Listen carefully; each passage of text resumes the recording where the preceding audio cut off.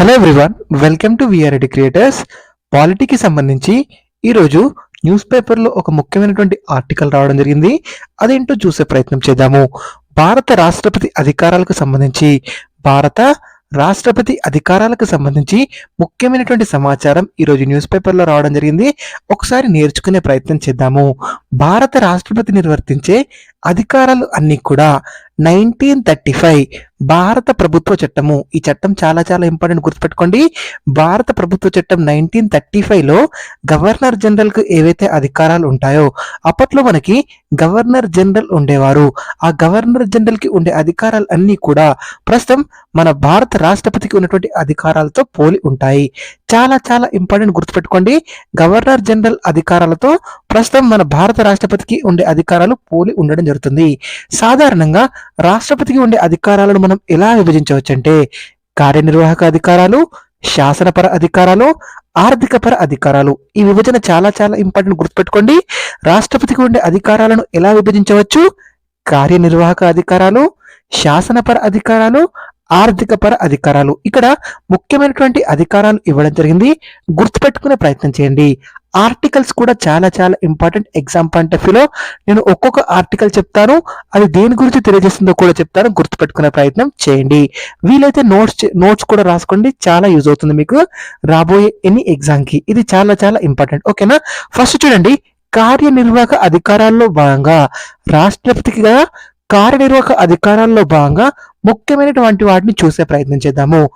Article 53 ఎంత? Article 53 కింద ఏముంటుందంటే దేశ పరిపాలన కార్యనిర్వాహక అధికారం మొత్తము రాష్ట్రపతి పేరు మీదుగా జరుగుతుంది, రాష్ట్రపతి పేరు మీద కొనసాగుతుంది. చాలా చాలా ఇంపార్టెంట్, గుర్తుపెట్టుకోండి. దీనికి సంబంధించి ఆర్టికల్ ఎంత? ఆర్టికల్ 53 ఏముంటుంది? దేశ పరిపాలన ఏదైతే ఉంటుందో, కార్యనిర్వాహక అధికారం ఏదైతే ఉంటుందో అది రాష్ట్రపతి పేరు మీదుగా కొనసాగుతుంది. నెక్స్ట్ మనం ఆర్టికల్ 74 సబ్ క్లాస్ 1 ఏం తెలియజేస్తుందో చూద్దాము. ఆర్టికల్ 74 సబ్ క్లాస్ 1 ప్రకారము దేశ పరిపాలనా నిర్వహణలో రాష్ట్రపతికి సలహాలు, సహాయం అందించడానికి ప్రధానమంత్రి అధ్యక్షతన గల కేంద్ర మంత్రి మండలి ఉంటుంది. ఈ ఆర్టికల్ చాలా చాలా ఇంపార్టెంట్, ప్రీవియస్ గా ఎగ్జామ్ లో కూడా రావడం జరిగింది. ఆర్టికల్ ఎంత అండి? Article 74 sub class 1. దీన్ని డెఫినెట్ గా గుర్తుపెట్టుకోవాలి. ఆర్టికల్ ని ఆర్టికల్ 74 సబ్ క్లాస్ 1 ఇది ఏం తెలియజేస్తుందంటే ప్రధానమంత్రి అధ్యక్షతన గల కేంద్ర మంత్రి మండలి ఏదైతే ఉంటుందో ఆ కేంద్ర మంత్రి మండలి దేశ పరిపాలనా నిర్వహణలో భాగంగా రాష్ట్రపతికి సలహాలు, సూచనలు అందిస్తుంది. ఇలా తెలియజేసే ఆర్టికల్ ఆర్టికల్ 74 సబ్ క్లాస్ 1 ఎంత? Article 74 sub class 1. ఈ ఆర్టికల్ చాలా చాలా ఇంపార్టెంట్, గుర్తుపెట్టుకోండి. నెక్స్ట్ మనకి ఆర్టికల్ 76 సబ్ క్లాస్ 1 గురించి చూద్దాము. ఆర్టికల్ 76 సబ్ క్లాస్ 1 ప్రకారము కేంద్ర ప్రభుత్వ ప్రధాన న్యాయ సలహాదారుడు, న్యాయవాది అయినటువంటి అటార్నీ జనరల్ ని రాష్ట్రపతి నియమిస్తారు. ఇది చాలా చాలా ఇంపార్టెంట్, గుర్తుపెట్టుకోండి. అటార్నీ జనరల్ ని ఎవరు నియమిస్తారు? భారత రాష్ట్రపతి గారు నియమిస్తారు. దీనికి సంబంధించినటువంటి ఆర్టికల్ ఎంత? Article 76 sub class 1. ఇక్కడ కవర్ చేసినటువంటి ఆర్టికల్స్ అన్ని కూడా చాలా చాలా ఇంపార్టెంట్, గుర్తుపెట్టుకోండి. నెక్స్ట్ మనం ఆర్టికల్ 124 గురించి చూద్దాము. ఆర్టికల్ 124 ఏం తెలుస్తుందంటే సుప్రీంకోర్టు ప్రధాన న్యాయమూర్తి అదే విధంగా ఇతర న్యాయమూర్తులను భారత రాష్ట్రపతి గారు నియమించడం జరుగుతుంది. చాలా చాలా ఇంపార్టెంట్, గుర్తుపెట్టుకోండి. సుప్రీంకోర్టు ప్రధాన న్యాయమూర్తి, చీఫ్ జస్టిస్ ఆఫ్ ఇండియా, అతనితో పాటు ఇతర న్యాయమూర్తులను ఎవరు నియమిస్తారు? భారత రాష్ట్రపతి గారు నియమిస్తారు. దీనికి సంబంధించినటువంటి ఆర్టికల్ ఎంత? ఆర్టికల్ 124 అనేది దీని గురించి తెలియజేస్తుంది. నెక్స్ట్ మనకి ఆర్టికల్ 217 ఇది కూడా చాలా చాలా ఇంపార్టెంట్, గుర్తుపెట్టుకోండి. హైకోర్టు ప్రధాన న్యాయమూర్తి అదే విధంగా ఇతర న్యాయమూర్తులను భారత రాష్ట్రపతి గారు నియమించడం జరుగుతుంది. ఆర్టికల్ 124 ప్రకారమేమో సుప్రీంకోర్టు ప్రధాన న్యాయమూర్తి ఇతర న్యాయమూర్తులు నియమిస్తారు. ఆర్టికల్ 217 ప్రకారమేమో హైకోర్టు ప్రధాన న్యాయమూర్తి ఇతర న్యాయమూర్తులు నియమించడం జరుగుతుంది. ఎవరు నియమిస్తారు? భారత రాష్ట్రపతి గారు నియమించడం జరుగుతుంది. నెక్స్ట్ మనకి ఆర్టికల్ 155. ఆర్టికల్ 155 ఏం తెలియజేస్తుందంటే రాష్ట్రాల్లో గవర్నర్లను నియమించడం జరుగుతుంది. రాష్ట్రాల్లో గవర్నర్లను ఎవరు నియమిస్తారు? భారత రాష్ట్రపతి గారు నియమించడం జరుగుతుంది. దీనికి సంబంధించినటువంటి ఆర్టికల్ ఎంత?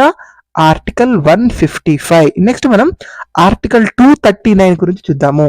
ఆర్టికల్ 239 ప్రకారము కేంద్ర పాలిత ప్రాంతాల లెఫ్టినెంట్ గవర్నర్లను అంటే పాలకులను ఎవరు నియమిస్తారు? భారత రాష్ట్రపతి గారు నియమించడం జరుగుతుంది. దీని గురించి తెలిసే ఆర్టికల్ ఎంత? ఆర్టికల్ 239 అనేది దీని గురించి తెలియజేయడం జరుగుతుంది. యూటీలలో యూనియన్ టెరిటరీస్ లో పరిపాలనా నిమిత్తం ఎవరిని నియమిస్తారు? లెఫ్టినెంట్ గవర్నర్లను. అలా నియమించేది ఎవరు? భారత రాష్ట్రపతి గారు నియమిస్తారు. నెక్స్ట్ మనకి ఆర్టికల్ 315, ఆర్టికల్ 315. ఆర్టికల్ 315 దేని గురించి తెలియజేస్తుంది? అఖిల భారత సర్వీసులకు ఉద్యోగులను ఎంపిక చేసే union public service commission, joint public service కమిషన్లను భారత రాష్ట్రపతి ఏర్పాటు చేస్తారు. చాలా చాలా ఇంపార్టెంట్, గుర్తుపెట్టుకోండి. ఆర్టికల్ 315. నెక్స్ట్ మనం ఆర్టికల్ 316 గురించి చూద్దాము.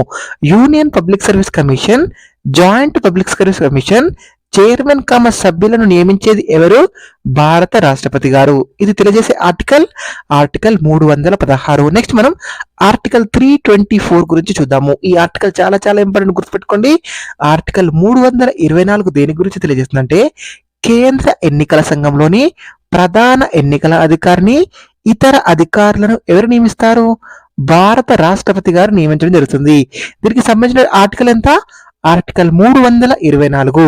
చాలా చాలా ఇంపార్టెంట్, గుర్తుపెట్టుకోండి. ఎలక్షన్ కమిషన్ ఆఫ్ ఇండియాలో చీఫ్ ఎలక్షన్ కమిషనర్ ని, ఇతర కమిషనర్లను భారత రాష్ట్రపతి గారు నియమించడం జరుగుతుంది. నెక్స్ట్ మనం ఆర్టికల్ 148 గురించి చూద్దాము. ఆర్టికల్ 148 ఏం తెలియజేస్తుందంటే కేంద్ర రాష్ట్ర ప్రభుత్వ ఖర్చులను, ఖాతాలను తనిఖీ చేసే కంట్రోలర్ అండ్ ఆడిటర్ జనరల్ ని, కాగ్ని భారత రాష్ట్రపతి గారు నియమించడం జరుగుతుంది. చాలా చాలా ఇంపార్టెంట్. ఇది కాగ్కి సంబంధించినటువంటి ఆర్టికల్ ఎంత? ఆర్టికల్ 148.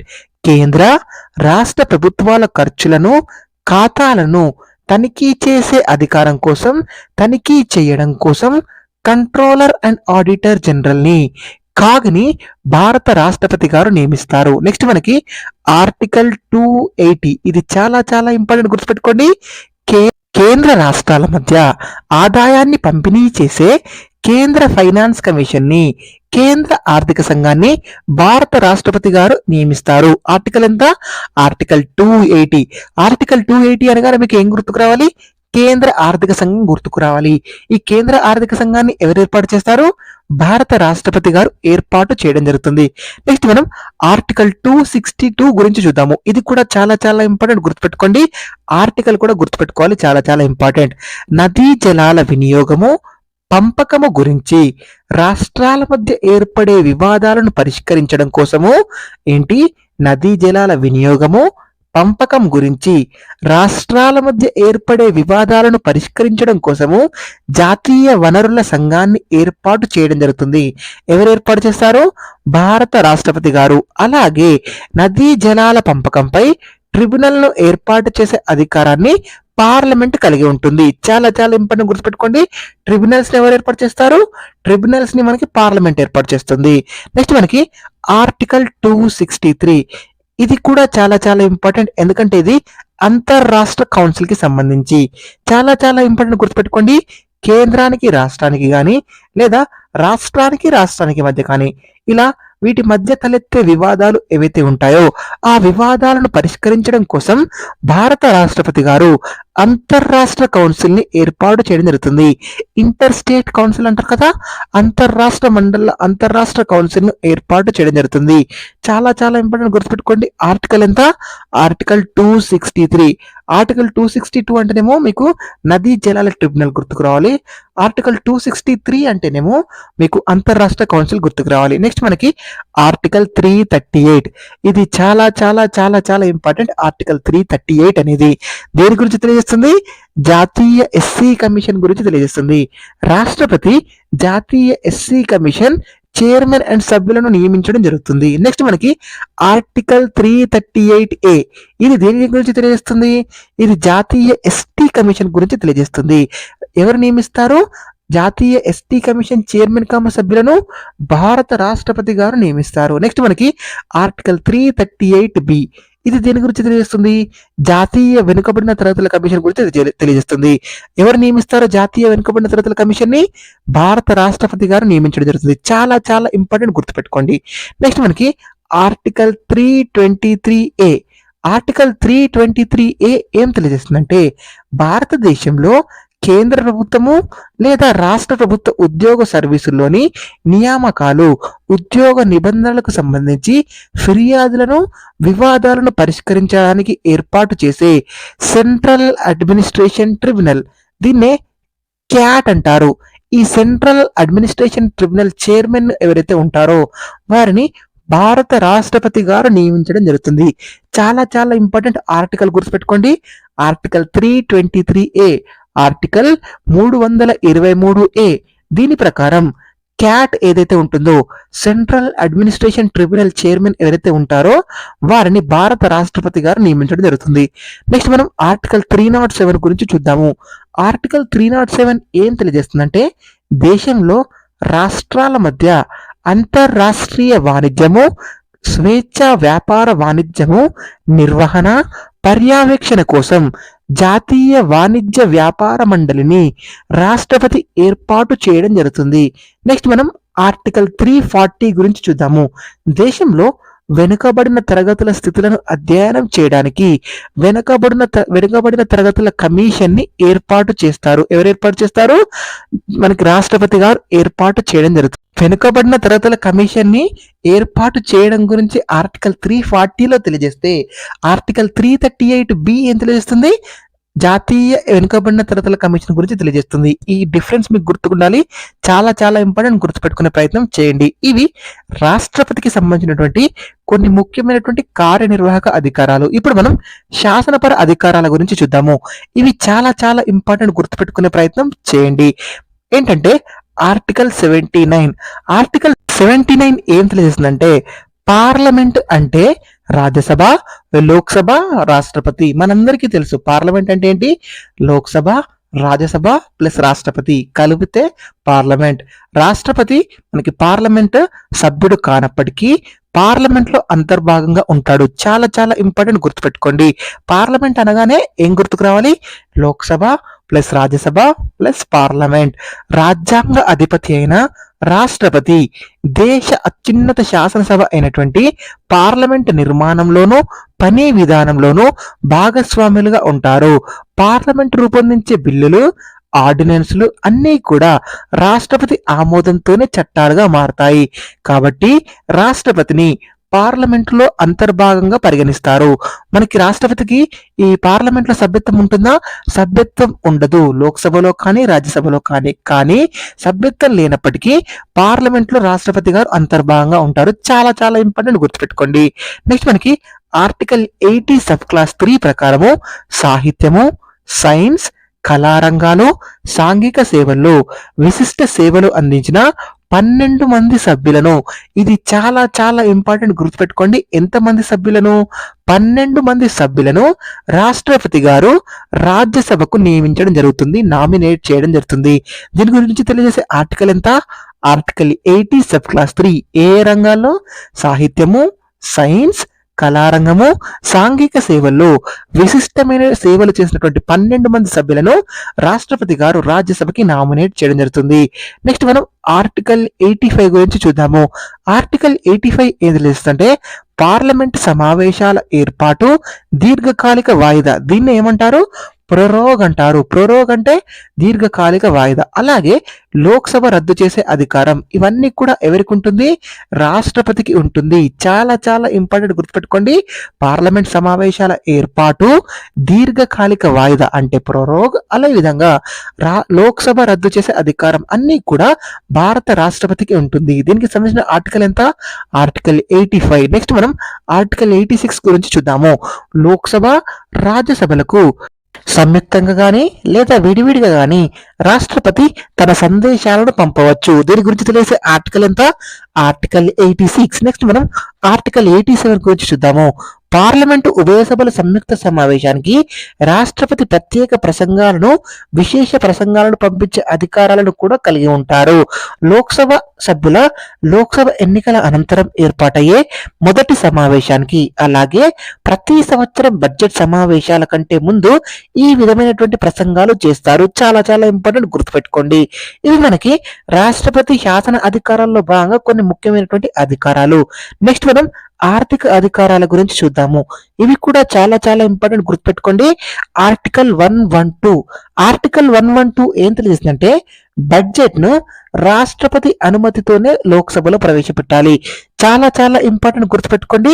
మన భారత రాజ్యాంగంలో బడ్జెట్ అనే పదం ఉందా? లేదు. ఏమని ఉంటుంది? వార్షిక ఆర్థిక నివేదిక అని ఉంటుంది. ఆర్టికల్ 112 ప్రకారము రాష్ట్రపతి అనుమతితోనే బడ్జెట్ ను లోక్సభలో ప్రవేశపెట్టాల్సి ఉంటుంది. చాలా చాలా ఇంపార్టెంట్, గుర్తుపెట్టుకోండి. నెక్స్ట్ మనం ఆర్టికల్ 109 గురించి చూద్దాము. ద్రవ్య బిల్లులు ఏవైతే ఉంటాయో ఆ ద్రవ్య బిల్లులను రాష్ట్రపతి అనుమతితోనే పార్లమెంట్ లో ప్రవేశపెట్టాలి. దీని గురించి తెలిసే ఆర్టికల్ ఏంటి? ఆర్టికల్ 109. ఆర్టికల్ 112 అంటే మీకు బడ్జెట్ గుర్తుకు రావాలి. ఆర్టికల్ 109 అంటే ద్రవ్య బిల్లు గుర్తుకు రావాలి. నెక్స్ట్ మనం ఆర్టికల్ 117 సబ్ క్లాస్ 1 గురించి చూద్దాము. పార్లమెంట్ లో ప్రవేశపెట్టే మొదటి రకమైనటువంటి ఆర్థిక బిల్లును రాష్ట్రపతి పూర్వ అనుమతితోనే ప్రవేశపెట్టాల్సి ఉంటుంది. చాలా చాలా ఇంపార్టెంట్, గుర్తుపెట్టుకోండి. ఆర్టికల్ 117 సబ్ క్లాస్ 1 ఏంటి? పార్లమెంట్ లో ప్రవేశపెట్టే మొదటి రకమైనటువంటి ఆర్థిక బిల్లును రాష్ట్రపతి పూర్వ అనుమతితోనే ప్రవేశపెట్టాల్సి ఉంటుంది. నెక్స్ట్ మనం ఆర్టికల్ 267 గురించి చూద్దాము. ముందుగా అనుకోకుండా ఊహించని ఖర్చులు ఎదురైనప్పుడు ఆ ఖర్చులు ఎదుర్కోవడానికి ఏర్పాటు చేసినటువంటి కేంద్ర ఆగంతుక నిధి. చాలా చాలా ఇంపార్టెంట్, గుర్తుపెట్టుకోండి. ఆగంతుక నిధిని రాష్ట్రపతి ఆధీనంలోనే ఉంటుంది. దీనికి సంబంధించి తెలిసే ఆర్టికల్ ఏంటి? ఆర్టికల్ 267. నెక్స్ట్ మనకి ఆర్టికల్ 151 గురించి చూద్దాము. కంట్రోలర్ అండ్ ఆడిటర్ జనరల్ కేంద్ర ప్రభుత్వ ఖర్చులు ఖాతాలకు సంబంధించినటువంటి ఆడిట్ నివేదికను ఎవరికి సమర్పిస్తారు? భారత రాష్ట్రపతికి సమర్పించడం జరుగుతుంది. రాష్ట్రపతి దాన్ని పార్లమెంట్ ముందు ఉంచుతారు. చాలా చాలా ఇంపార్టెంట్, గుర్తుపెట్టుకోండి. ఇవి మనకి రాష్ట్రపతికి సంబంధించినటువంటి కొన్ని ముఖ్యమైనటువంటి ఆర్థిక అధికారాలు. దాంతో పాటుగా మనకి ఆర్టికల్ 103 ఏం తెలియజేస్తుందంటే పార్లమెంట్ సభ్యులకు అనర్హులుగా ప్రకటించే అధికారం ఎవరికి ఉంటుంది? రాష్ట్రపతి గారికి ఉంటుంది. ఈ ఆర్టికల్ చాలా చాలా ఇంపార్టెంట్. ఇది రీసెంట్ గా తరచూ వార్తల్లో ఉంటుంది. ఆర్టికల్ 103 అనేది గుర్తుపెట్టుకోండి. నెక్స్ట్ మనం ఆర్టికల్ 108 గురించి చూద్దాము. ఆర్టికల్ 108 అనేది చాలా చాలా ఇంపార్టెంట్. ఆర్టికల్ 108 అనగానే మీకు ఏం గుర్తుకు రావాలంటే ఉభయ సభల సంయుక్త సమావేశం గురించి గుర్తుకు రావాలి. ఈ ఉభయ సభల సంయుక్త సమావేశాన్ని ఎవరు ఏర్పాటు చేస్తారో భారత రాష్ట్రపతి గారు ఏర్పాటు చేయడం జరుగుతుంది. ఈ ఉభయ సభల సంయుక్త సమావేశానికి అధ్యక్షత ఎవరు వహిస్తారో లోక్సభ స్పీకర్ గారు అధ్యక్షత వహిస్తారు. చాలా చాలా ఇంపార్టెంట్, గుర్తుపెట్టుకోండి. ఏర్పాటు చేసేది భారత రాష్ట్రపతి గారు, దానికి అధ్యక్షత వహించేది లోక్సభ స్పీకర్ గారు. ఆర్టికల్ 108 అనగానే మీకు ఏం గుర్తుకు రావాలి? ఉభయ సభల సంయుక్త సమావేశం గురించి గుర్తుకు రావాలి. నెక్స్ట్ మనకి ఆర్టికల్ 111 ఏం తెలియదో చూద్దాము. పార్లమెంట్ రూపొందించినటువంటి బిల్లులు రాష్ట్రపతి అనుమతితోనే చట్టాలుగా మారతాయి. చాలా చాలా ఇంపార్టెంట్, గుర్తుపెట్టుకోండి. ఆర్టికల్ 111. ఆర్టికల్ 111 ఏం తెలియజేస్తుందంటే పార్లమెంట్ చట్టాలు రూపొందిస్తుంది కదా, పార్లమెంట్ బిల్లులు రూపొందిస్తుంది కదా, ఆ బిల్లులు చట్టాలుగా మారాలంటే పార్లమెంట్ రూపొందించినటువంటి బిల్లులు చట్టాలుగా మారాలంటే రాష్ట్రపతి ఆమోదంతోనే అవి చట్టాలుగా మారతాయని తెలియజేస్తుంది. నెక్స్ట్ మనం ఆర్టికల్ 123 గురించి చూద్దాము. పార్లమెంట్ సమావేశంలో లేనప్పుడు రాష్ట్రపతి ఆర్డినెన్స్ లను జారీ చేయడం జరుగుతుంది. ఈ ఆర్డినెన్స్ లను సాధారణ చట్టాలకు ఉన్నంత విలువ ఉంటుంది. ఈ ఆర్డినెన్స్ లు చట్టాలుగా కొనసాగాలంటే తిరిగి పార్లమెంట్ సమావేశమైనటువంటి 6 వారాల్లోగా ఆమోదించాల్సి ఉంటుంది. చాలా చాలా ఇంపార్టెంట్, గుర్తుపెట్టుకోండి. సింపుల్ గా ఆర్టికల్ 123 అనగానే మీకు ఏం గుర్తుకు రావాలి?